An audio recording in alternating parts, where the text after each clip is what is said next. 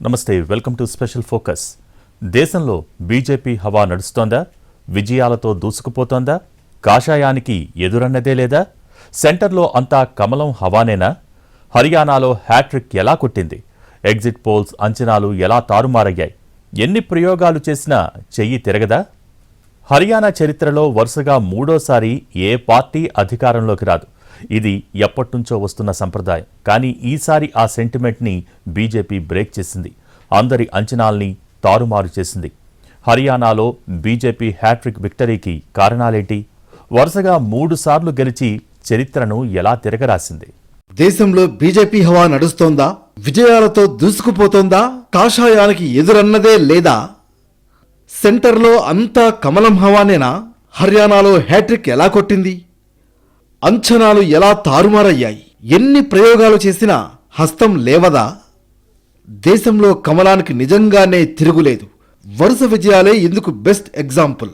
Exit polls అంచనాల్ని తారుమారు చేస్తూ దూసుకుపోతోంది. Semifinals అయినా ఫైనల్స్ అయినా పక్కా రాసిపెట్టుకోవాల్సిందే బీజేపీ జైత్రయాత్ర అన్నట్లు సాగుతోంది. సరిగ్గా సార్వత్రిక ఎన్నికలకు ముందు సెమీఫైనల్స్లో సత్తా చాటింది. ఆ తర్వాత 6 నెలలకే సార్వత్రిక ఎన్నికల్లో హ్యాట్రిక్ విక్టరీ కొట్టి కేంద్రంలో ముచ్చటగా 3వసారి అధికారంలోకి వచ్చింది. ఇప్పుడు హర్యానాలో హ్యాట్రిక్ సాధించి సరికొత్త చరిత్ర సృష్టించింది. హర్యానా రాజకీయ చరిత్రలో వరుసగా 3వసారి ఏ పార్టీ అధికారంలోకి రాదు. ఇది ఎప్పటినుంచో వస్తున్న సంప్రదాయం. కానీ ఈసారి ఈ సెంటిమెంట్ను బీజేపీ బ్రేక్ చేసింది. 2014, 2019లో గెలిచి హ్యాట్రిక్పై గురిపెట్టిన కమలం 2024లోనూ విజయం సాధించి హర్యానా చరిత్రనే తిరగరాసింది. అన్ని ఎగ్జిట్ పోల్స్ ఎక్స్పెక్టేషన్స్ ని తారుమారు చేస్తూ బీజేపీ అధికారాన్ని నిలబెట్టుకుని సూపర్ హ్యాట్రిక్ కొట్టింది. 10 ఏళ్లు అధికారంలో ఉన్న ప్రభుత్వంపై వ్యతిరేకత, జవాన్, పహిల్వాన్, కిసాన్ ఆందోళనలను కాదని అక్కడి ప్రజలు మళ్లీ కాషాయ దళానికే పట్టం కట్టారు. హర్యానా అసెంబ్లీ ఎన్నికల్లో మ్యాజిక్ ఫిగర్ను బీజేపీ క్రాస్ చేసింది. మొత్తం 90 అసెంబ్లీ స్థానాల్లో 48 సీట్లు దక్కించుకుంది. ఈసారి అధికారంలోకి రావడం పక్కా అనుకున్న కాంగ్రెస్ 37 సీట్లకే పరిమితమైంది. హర్యానా ప్రజలు ఇప్పటి వరకు ఒక్కసారి కూడా వరుసగా 3వసారి ఏ పార్టీకి పట్టం కట్టిన దాఖలాలు లేవు. గరిష్టంగా 2 సార్లు మాత్రమే ఒక పార్టీకి అధికారాన్నిచ్చారు. 1968, 1972లో కాంగ్రెస్ ను వరుసగా 2 సార్లు గెలిపించగా ఆ తర్వాత 2005, 2009లో కూడా మళ్లీ హస్తం పార్టీకి జై కొట్టారు. 2014, 2019 ఎన్నికల్లో హర్యానా వాసులు వరుసగా బీజేపీకి అధికారం అందించారు. ఈసారి కూడా బీజేపీకే జై కొట్టారు. వరుసగా 3 సార్లు పట్టం కట్టి గత చరిత్రను చెరిపేశారు. నిజానికి 2024 లోక్సభ ఎన్నికల ఫలితాలు బీజేపీని కాస్త నిరాశపరిచాయి. కేంద్రంలో 3వసారి అధికారం చేపట్టినా ఎక్స్పెక్ట్ చేసినన్ని సీట్లు రాలేదు. ఈ షాక్ నుంచి హర్యానాలో బీజేపీ వేగంగా పుంజుకుంది. సోషల్ ఇంజనీరింగ్ నుంచి ఎన్నికల వ్యూహాల వరకు అన్నింటికీ పదును పెట్టింది. మోడీ, షా ద్వయం అన్నీ తామై రాష్ట్రంలో పార్టీని నడిపించారు. ఫలితంగా ఎగ్జిట్ పోల్స్ అంచనాలను తలకిందులు చేస్తూ బీజేపీ హ్యాట్రిక్ విక్టరీ సాధించింది. పార్లమెంట్ ఎన్నికల్లో హర్యానాలో సీట్లు తగ్గడంతో బీజేపీ అలర్ట్ అయింది. దీన్ని ఉపేక్షిస్తే రాష్ట్రం చేజారే ప్రమాదం ఉందని భావించింది. అభ్యర్థుల ఎంపిక నుంచి కుల సమీకరణల వరకు పక్కా వ్యూహం రచించింది. ముఖ్యంగా జాతీయ స్థాయి నేతలతో కాకుండా రాష్ట్ర స్థాయిలోనే బీజేపీ ఈ పోరాటం చేసింది. ప్రీ పోల్స్, పోస్ట్ పోల్ సర్వేలు ప్రభుత్వ వ్యతిరేకత బలంగా ఉందని కోడై కూసినా ఏమాత్రం లైట్ తీసుకోలేదు. ఎత్తుకు పై ఎత్తులు వేస్తూ సరికొత్త వ్యూహాలు అమలు చేస్తూ ముందుకు వెళ్ళింది. బీజేపీ సోషల్ ఇంజనీరింగ్ కూడా బలంగానే పనిచేసింది. రాష్ట్రంలో జాట్ వర్గం కాంగ్రెస్ ఛత్రం కింద ఏకమవుతోందని గ్రహించింది. దీనికి రెజ్లర్ల ఆందోళన సైతం తోడవడంతో బలమైన ఓబీసీ వర్గాన్ని తమ వైపునకు తిప్పుకునేందుకు నాయబ్ సింగ్ సైనికి సీఎం పగ్గాలిచ్చింది. దీంతో ఆ రాష్ట్రంలో జాట్ వర్సెస్ ఇతరులు అన్న పోరాటంలో పైచేయి సాధించింది. దీనికి తోడు దళితుల్లో బలమైన జాట్లు కాంగ్రెస్ పక్షం వహించగా వారిలో మిగిలిన కులాలు బీజేపీ వైపు మళ్లాయి. అగ్రకులాలు, పంజాబీలపై కమలదళం ఎక్కువగా ఆధారపడింది. ఈ క్రమంలో లోక్సభ ఎన్నికల్లో నష్టంతో వెంటనే తేరుకుని పార్టీ రాష్ట్ర పగ్గాలను బ్రాహ్మణ వర్గానికి చెందిన మోహన్ లాల్ బదోలికి అప్పగించింది. ఈ వర్గం ఓట్లు 7.5% ఉంటాయి. 11 సీట్లను ఈ వర్గానికి కేటాయించింది. సాధారణంగా రాష్ట్రంలోని అగ్రకులాలు, పంజాబీల్లో ఎక్కువ కుటుంబాలు దేశ విభజన తర్వాత వలస వచ్చి స్థిరపడ్డవే.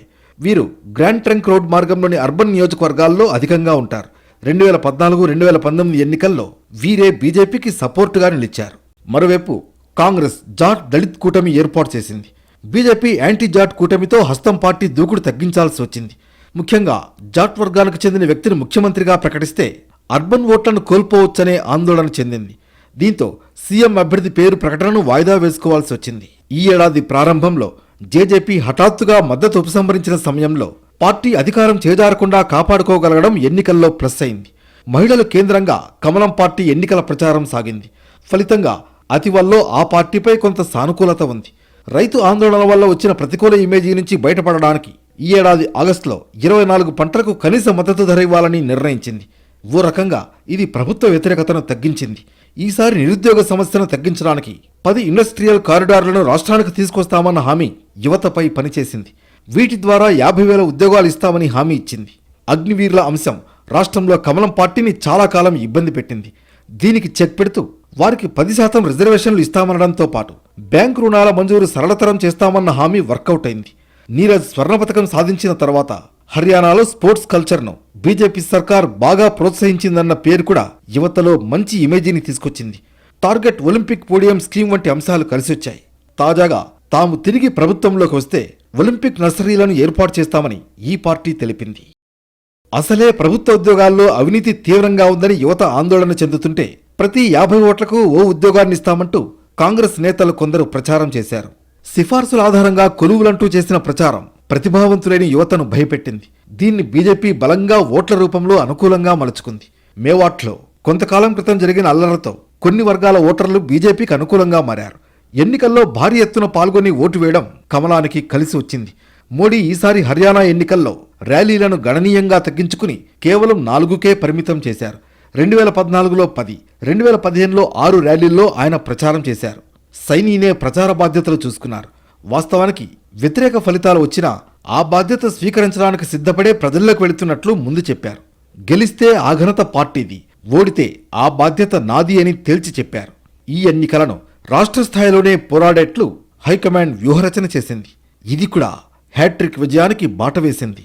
ప్రభుత్వ వ్యతిరేకతకు కళ్లెం వేసేలా ముఖ్యమంత్రి ఖట్టర్ను మార్చేసిన బీజేపీ దాదాపు సగం మంది సిట్టింగ్ ఎమ్మెల్యేలకు టికెట్లను నిరాకరించింది. దీంతో ఇప్పటికే స్థానిక ప్రజాప్రతినిధులపై ఉన్న బలమైన వ్యతిరేకతకు చెక్ పెట్టినట్లయింది. మొత్తం 60 మంది కొత్త వారికి అవకాశాలిచ్చింది. బీజేపీకి అహిర్వాల్ బెల్ట్ ఈసారి కూడా బలమైన అండగా నిలిచింది. గుర్గ్రామ్, రేవరీ, మహేంద్రగఢ్ ప్రాంతాలు దీనిలోకొస్తాయి. ఈ బెల్ట్లోని 28 అసెంబ్లీ సెగ్మెంట్లలో అత్యధికంగా అర్బన్ ఓటర్లున్నారు. వారు కమలం పక్షం వహించడం కలిసొచ్చే అంశం. 2018లో హర్యానాలో మిగిలిన ప్రాంతాల్లో సీట్లు తగ్గినా ఈ ప్రాంతం మాత్రం గతం కంటే ఒకటి ఎక్కువే అందించింది. లోక్సభ ఎన్నికల్లో గురుగ్రామ్, రోహతక్, భివానీ, మహేంద్రగఢ్లోని 11 అసెంబ్లీ సెగ్మెంట్లలో 10 బీజేపీ పక్షమే వహించాయి. 200 రోజుల్లో సైనీ చేసిన మ్యాజిక్ బీజేపీ సూపర్ విక్టరీకి ఓ కారణం. సార్వత్రిక ఎన్నికలకు ముందు హడావుడిగా కేంద్రం నుంచి రప్పించి నాయబ్ సింగ్ సైనీకి హర్యానా పగ్గాలు అప్పగించింది. ప్రతిపక్ష నేత భూపీందర్ సింగ్ హుడా ఆయన్ను డమ్మీ సీఎం అని హేళన చేశారు. కానీ సీఎం మార్పిడి వ్యూహం బీజేపీకి బాగా వర్కౌట్ అయింది. కేవలం 200 రోజుల్లోనే పార్టీని ఓటమి కోరల నుంచి చారిత్రక విజయం దిశగా నాయబ్ సింగ్ సైనీ నడిపించారు. మొత్తానికి ఇలా బీజేపీ హర్యానాలో హ్యాట్రిక్ సాధించి గత రికార్డుల్ని బద్దలు కొట్టింది. కేంద్రంలోనూ బీజేపీ వరుసగా 3వసారి అధికారంలోకి వచ్చింది. గతంలో 4 రాష్ట్రాలలో హ్యాట్రిక్ విజయాలు అందుకుంది. ఇంకొన్ని రాష్ట్రాల్లో వరుసగా 2వసారి అధికారం చేజిక్కించుకుంది. ప్రస్తుతం బీజేపీ ఎన్ని రాష్ట్రాల్లో అధికారంలో ఉంది? హ్యాట్రిక్ సాధించిన రాష్ట్రాలేంటి? కమలం సక్సెస్ మంత్రా ఏంటి? బీజేపీ 13 రాష్ట్రాల్లో అధికారంలో ఉంది. 4 రాష్ట్రాల్లో హ్యాట్రిక్ విక్టరీలు కొట్టింది. మొన్న అరుణాచల్ ప్రదేశ్, గోవాలో, ఇప్పుడు హర్యానాలో 3వసారి పట్టం కట్టారు. గుజరాత్లో డబుల్ హ్యాట్రిక్ సాధించింది. ప్రస్తుతం ఉత్తరాఖండ్, హర్యానా, ఉత్తరప్రదేశ్, గోవా, అస్సాం, త్రిపుర, మణిపూర్, గుజరాత్, మధ్యప్రదేశ్, రాజస్థాన్, ఛత్తీస్గఢ్, అరుణాచల్ ప్రదేశ్, ఒడిశాలో బీజేపీ అధికారంలో ఉంది. మహారాష్ట్ర, మేఘాలయ, నాగాలాండ్, బీహార్, పుదుచ్చేరి, ఆంధ్రప్రదేశ్ ప్రభుత్వాల్లో భాగస్వామిగా ఉంది. మధ్యప్రదేశ్లో కొద్దిపాటి కాలం అధికారానికి దూరంగా ఉన్న మళ్లీ ప్రభుత్వాన్ని ఏర్పాటు చేసింది. 5వసారి అధికారంలో కొనసాగుతోంది. గతంలో ఛత్తీస్గఢ్లో వరుసగా 3 సార్లు అధికారంలోకి వచ్చింది బీజేపీ. ఆ తర్వాత ఒక్కసారి కాంగ్రెస్కు జనం అధికారం ఇచ్చారు. ఇప్పుడు మళ్లీ అధికారంలోకి వచ్చింది కమలదళం. రాజస్థాన్, హిమాచల్ ప్రదేశ్, కర్ణాటకలో ప్రతి 5 ఏళ్లకొకసారి మార్పు తప్పడం లేదు. ఒకసారి బీజేపీ, మరోసారి కాంగ్రెస్ గెలుస్తూ వస్తున్నాయి. ఉత్తరప్రదేశ్లో 2వసారి అధికారంలోకి వచ్చింది బీజేపీ. మహారాష్ట్ర, ఆంధ్రప్రదేశ్, బీహార్లలో సొంతంగా నిలదొక్కుకోలేకపోతున్న బీజేపీ భాగస్వాములతో కలిసి పవర్లో ఉంది. అస్సాంలో వరుసగా రెండోసారి విజయం సాధించింది. జార్ఖండ్లో ప్రతి 5 ఏళ్లకొకసారి మార్పు కనిపిస్తోంది. గతంలో బీజేపీ, ఆ తర్వాత జేఎంఎం అధికారంలోకి వచ్చింది. తర్వాత ఈ రాష్ట్రంలో ఎన్నికలు జరగబోతున్నాయి. దశాబ్దాల తర్వాత అనూహ్యంగా ఒడిశాలో బీజేడీని ఓడించి బీజేపీ తొలిసారిగా ప్రభుత్వం ఏర్పాటు చేసింది. హర్యానాలో బీజేపీ ముచ్చటగా 3వ ఘన విజయం సాధించింది. ఎగ్జిట్ పోల్స్ అంచనాలను పటాపంచలు చేస్తూ హ్యాట్రిక్ విక్టరీ కొట్టడంతో బీజేపీ శ్రేణుల్లో నూతనోత్సాహం నెలకొంది. మరోవైపు జమ్మూ కాశ్మీర్లోనూ బీజేపీ సత్తా చాటింది. ఏ పార్టీతో పొత్తు లేకుండా ఒంటరిగానే బరిలోకి దిగిన కమలం పార్టీ జమ్మూలో గతం కంటే మెరుగైన ఫలితాలు రాబట్టింది. హర్యానాలో ఇప్పటివరకు 13 సార్లు ఎన్నికలు జరగ్గా ప్రజలు 10 సార్లు ప్రభుత్వాన్ని మార్చారని ప్రధాని మోడీ గుర్తు చేశారు. అభివృద్ధి పనుల వల్లే హర్యానాలో వరుసగా 3వ విజయం సాధించామని అన్నారు. అనేక అభివృద్ధి పనులు చేసి ప్రజల గుండెల్లో నిలిచామని ఎమోషనల్ కామెంట్స్ చేశారు. హర్యానా ప్రజలు దేశాన్ని విచ్ఛిన్నం చేసే రాజకీయాలను ఒప్పుకోబోమని స్పష్టం చేశారని, తద్వారా అసలైన దేశభక్తులమని రుజువు చేశారన్నారు. हरियाणा में अब तक 13 चुनाव हुए। 13 चुनावों में से 10 चुनावों में हरियाणा के लोगों ने हर 5 साल के बाद सरकार बदली, लेकिन इस बार हरियाणा के लोगों ने जो किया है वो अभूतपूर्व है। ये भारतीय जनता पार्टी को तीसरी बार मौका मिला है।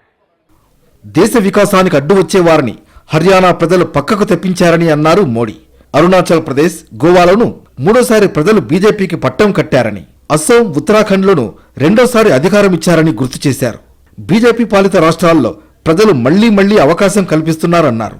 కాంగ్రెస్ పార్టీ మాత్రం వరుసగా ఎక్కడా 2వ అధికారంలోకి రావడం లేదని సెటైర్ వేశారు. కొన్ని రాష్ట్రాల్లో కాంగ్రెస్ ను ప్రజలు చాలా దూరంగా ఉంచారు, మరికొన్ని రాష్ట్రాల్లో కాంగ్రెస్ కు ప్రజలు నో ఎంట్రీ బోర్డు పెట్టారని విమర్శించారు. కాంగ్రెస్ నేతలు కేవలం వారసత్వ, కుటుంబ రాజకీయాలపై ఆధారపడ్డారని చురకలంటించారు. हरियाणा में अब तक 13 चुनाव हुए।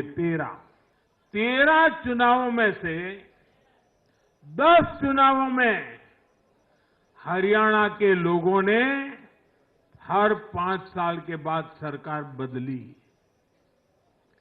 लेकिन इस बार हरियाणा के लोगों ने जो किया है वो अभूतपूर्व है। ये भारतीय जनता पार्टी को तीसरी बार मौका मिला है। హర్యానా, జమ్మూ కాశ్మీర్ ఎన్నికల ఫలితాలు బీజేపీ శ్రేణుల్లో ఉరిమే ఉత్సాహాన్ని నింపాయి. రాబోయే మహారాష్ట్ర, జార్ఖండ్ ఎన్నికల్లో పోరాడేందుకు కాన్ఫిడెన్స్ ను పెంచాయి. హర్యానాలో పట్టును నిలుపుకోవడం కమలానికి కొండంత బలాన్నిచ్చింది. ఇప్పటికే హిమాచల్ ప్రదేశ్ కాంగ్రెస్ పాలనలో ఉండడంతో హర్యానాని కోల్పోతే ఆ ప్రభావం మిగిలిన వాటిపై పడుతుందని విపక్షాలు ఆశలు పెట్టుకున్నాయి. కానీ ఈ విజయంతో 2029 ఎన్నికలకు సన్నాహాలను ఉత్సాహంగా ప్రారంభించాలన్న ప్రత్యర్థుల ఆశలపై నీళ్లు చల్లినట్లయింది. మోడీ, షా ద్వయాన్ని ఓడించడం అంత ఈజీ కాదనే సంకేతాలను పంపింది. జమ్మూ కాశ్మీర్లోనూ బీజేపీ బలమైన శక్తిగానే ఆవిర్భవించింది. గతంలో 25 సీట్లకే పరిమితమైన కమలం ఈసారి 29 స్థానాలను ఖాతాలో వేసుకుంది. నేషనల్ కాన్ఫరెన్స్ తర్వాత ఇదే అతిపెద్ద పార్టీ. ఓటింగ్ పరంగా చూస్తే అతిపెద్ద పార్టీ నేషనల్ కాన్ఫరెన్స్ కంటే దీనికే అధిక శాతం ఎక్కువ ఉండడం హైలైట్. భవిష్యత్తులో పొత్తులు కుదిరితే మాత్రం అధికారం అందుకోవడం తమకు ఏమాత్రం కష్టం కాదని ఈ ఫలితాలని పరిశీలిస్తే తెలుస్తుంది.